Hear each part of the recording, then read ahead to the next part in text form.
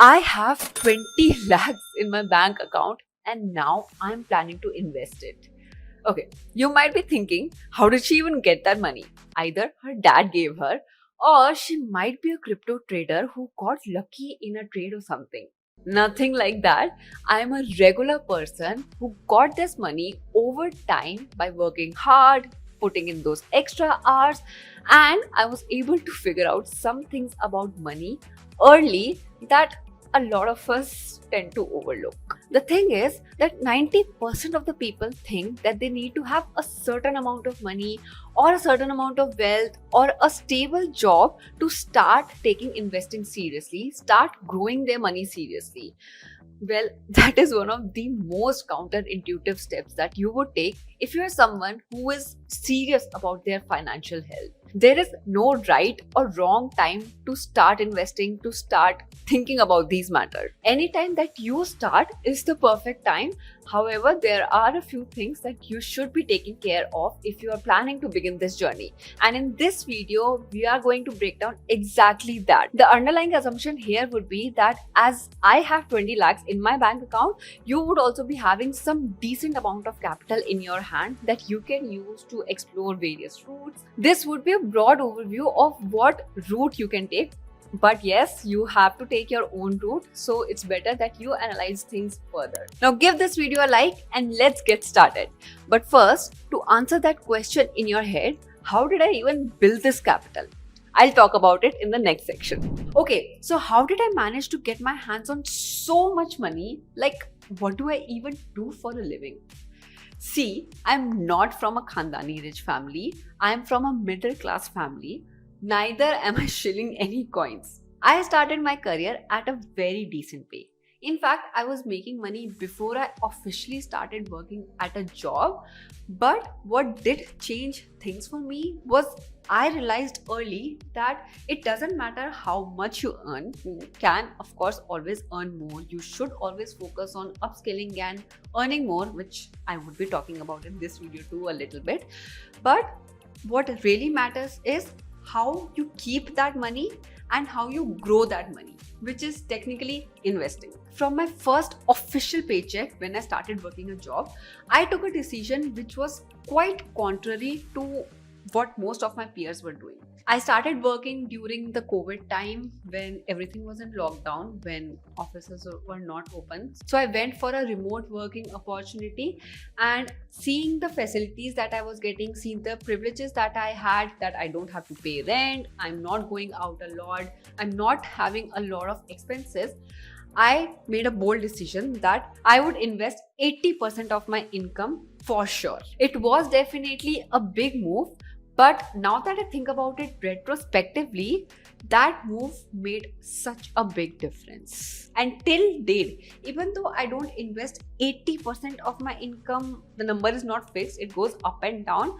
I ensure that I'm still putting 60% or majority of my money into investing. I still ensure that my expenses are minimum and I'm saving and I'm building multiple income streams that I keep talking about on my channel also. The other thing that I do differently is how I invest this money. What most people do is that they have this fixed amount that they would be investing in the market every month on a fixed date. I don't really do that. I am not really time bound that I have to put this money every month. I try to find opportunities. I try to find time when the market is at a bit of a discount and if there is a good investment that can give me a good return. I try to find those things. And when such opportunities do come, that's when I put larger chunks of money. It's kind of like shopping only, that you wait for a sale to buy the thing that you want to, except instead of clothes or makeup, I am buying companies here. So these small things, these small actions help me build a big portfolio over time, which I keep deploying, which I keep rotating, which I keep enjoying also. Now this brings us to a very important part, the mindset of an investor. Now, when it comes to investing, there are two broad approaches. One is where you are careful about your money. You want to grow it, but you don't really want to see the volatility. You don't like seeing your portfolio in red. You don't want to wake up one morning and if there are negative returns, get a panic attack out of it. This is the conservative way of investing. Now, I consider myself as more of an aggressive investor. That means that I'm more willing to take risks that a lot of people might not be open to. I'm fine even if my portfolio goes down. I'm fine even if on some days or even weeks I'm not making that much money or my portfolio is in red. But by aggressive, I don't mean to say that I've become reckless. It means that I have accepted that building wealth requires taking calculated risks, and I'm okay with the volatility it comes with.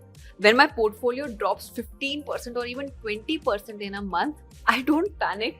I stay calm. In fact, these dips, I see them as opportunities where I can put in more money and maybe make higher returns. Okay, this might be too much, especially if you're starting out. You might have a million questions running in your head. How to do it, where to do it, what to do, should I put in all my money? You might also be getting FOMO that I should do it right now itself. And with that would be the fear that you lose it all. And that's completely normal. I'm saying all these things right now comfortably, but when I started out, even I used to check my portfolio every day. But with time, I started understanding things better. I understood that I am in this game for a long term, and that helped me put a lot of things in perspective. So if you are new to this, don't stress yourself out. Start small, but start now. Don't wait for the perfect moment when the market drops or the perfect amount of money, because that stage doesn't exist. The best time to plant a tree was 20 years ago. The second best time is right now. The same logic applies to investing also. Now, before thinking about anything else, I'd suggest that you build your confidence. And this confidence comes once you're assured that you have a safety net to fall back into. Now, this safety net is usually called confidence fund, or as people refer to it as emergency fund, is about 6 months of your monthly expenses. Here's why this is crucial. When you know that you have this backup, when you know that there is this fund that you can access immediately, you will be more willing, more open to taking bigger risks. You'll not be constantly worried about how you'll pay the bills next month or how you'll buy groceries. What people usually do is that they don't build this emergency fund and they end up putting all their money in stocks, hoping to make quick gains because they want their money to grow faster, because they want to pay bills or they want to live their life. But that's not investing. That's desperation. Now, here's the interesting part. As you become a seasoned investor, as you spend more time in market, this safety net becomes less critical proportionally. I remember when I started out, even 5 lakhs in this fund meant a huge deal to me.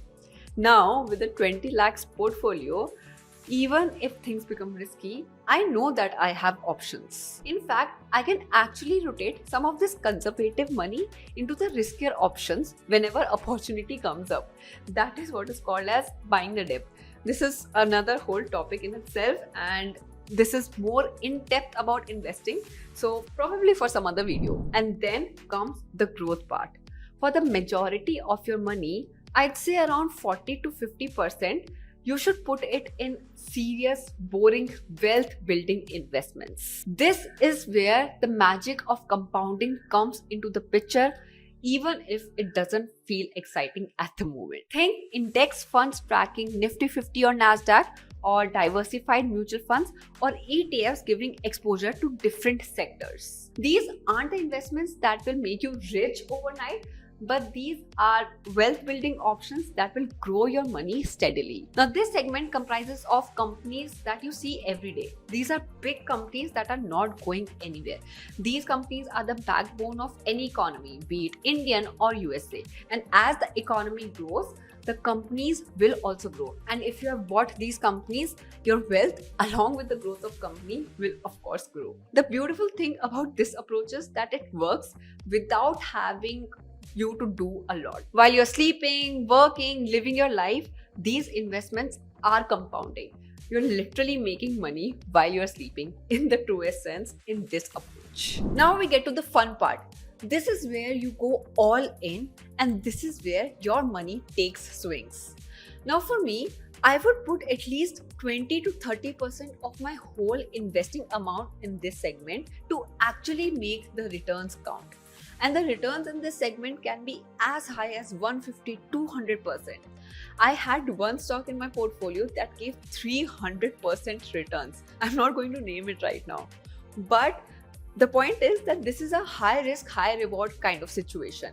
But do this only when you have got everything else sorted out. Now you are looking at individual stocks which can double or triple, small cap companies with massive potential, maybe some international exposure, some emerging sectors. This is the portion that keeps investing exciting and can really accelerate your wealth building. But here is the non-negotiable rule.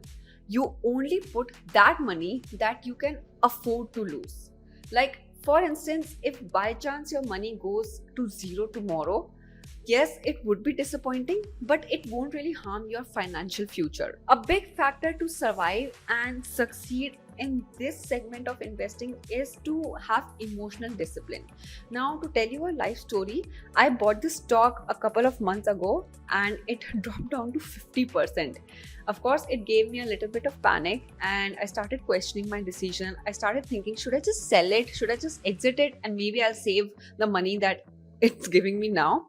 But then I took a pause. I thought about why did I even invest in this stock after researching for hours, after reading fundamentals, and then decided that I would hold on. Eventually, it gave me 200% run up. Now, again, I'm not going to name the stock because this is not a financial advice. It can really depend from company to company. But the whole idea is that you need to have emotional discipline. You need to not get panicked if there is volatility. Because the point is that volatility is not your enemy. It's actually where the opportunities are. Everyone else is panicking that the markets are crashing. That is where you can get some really good companies at massive discounts, which can eventually make your returns maybe 2x or 3x what other people would be making. But you can only do this if you're not emotionally attached to this money that you are willing to risk. This is probably the part which not a lot of people would be talking about whenever the topic of investing comes up. Now, your biggest asset isn't any mutual fund portfolio or which stocks have you put your money in. It's you, your skills, your ability to earn money, your knowledge, your network. And if you want money to work for you, you need to constantly invest in yourself, just like how you would do with stocks. For me, I set aside 10 to 15% of my investment budget for personal development. Online courses, certifications, books, conferences, networking events. Sometimes even funding small business experiments or side hustles. That's how I built my Airbnb business and other side hustles too. Think about it in this way. Your salary or your income is this money-making machine. If you keep upgrading it with new skills, it will produce more money for you to invest. But if you ignore it and just focus on passive investing, you're limiting your wealth building potential. The difference between having 20 lakhs to invest versus 50 lakhs to invest isn't just about returns, it's also about increasing your earning capacity first. And the last thing, which may seem counterintuitive to a whole lot, and which may seem strange coming from a person who just said that she used to invest 80% of her income.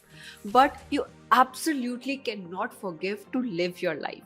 My dad taught me when I was very young that you have just one life and you shouldn't be serious all the time. Yes, there are responsibilities. Yes, you should be focused. Yes, you should be aspirational. You should be working hard. But don't make it so serious and don't throw away what makes life life. These are the parts that you look forward to every day, that motivates you, that encourages you to work hard, that makes you feel happy, that makes you feel loved, that gives you all the joyous things in life. These are not always productivity oriented, but the parts where you are having fun. My father was really big on wanting both of us sisters to enjoy our lives, not be serious all the time. Yes, be responsible, you have responsibilities, address them, you will take care of them, but don't forget to live your life. So this learning I keep close to my heart, and I deliberately keep money aside for fun and experiences. And by fun, I don't mean alcohol. I mean traveling. I mean trying out new foods. I mean going to different parts of the world, trying different cultures, enjoying music, finding new hobbies, falling in love, giving gifts to people I care about, or most definitely going on random adventures with friends. And very, very importantly, giving time to people who love me, who care about me, because they don't always need money from you. What they need is time.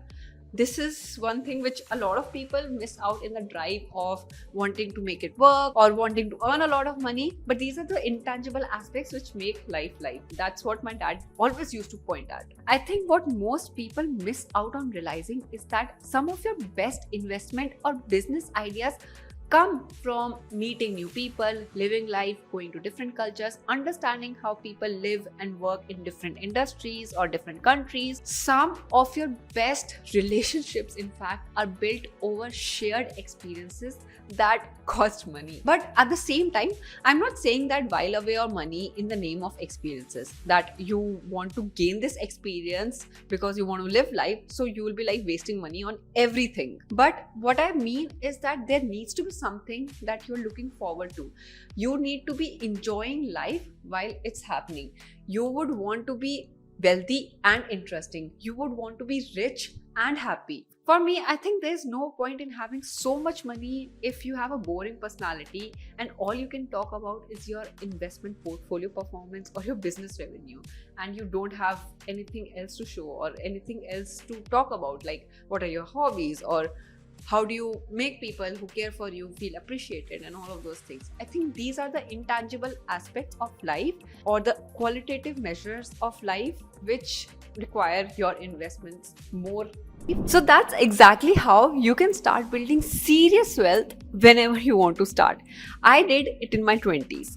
The point is not getting lucky or coming from family money. It's about being intentional with the decisions you take and taking advantage of the biggest asset that you have, which is time. Now, quick recap what you can do if you want to start right now. First, build your emergency first so that you can take smart risks. Then put majority of your money in long-term investments, especially if you're working on the side. Third, take some calculated risks with the money that you can afford to lose. This is very important. Fourth, don't forget to invest in your skills and in your money earning capability. This will help you increase the capital that you can later use to invest in these stocks, mutual funds, or wherever you want to invest. And fourth, please don't forget to actually enjoy this journey. I feel that my biggest advantage with respect to investing isn't just the compound interest that it is getting. It is the time that I get to recover from my mistakes, time that I get to learn, time I get to experiment, and the time I get to build multiple income streams. If this changed how you think about money and investing, hit that like button, that would encourage me. Also, subscribe to my channel and let me know what other videos would you like me to make. I love talking about all these topics. I love talking about businesses also. And I'll see you on the next.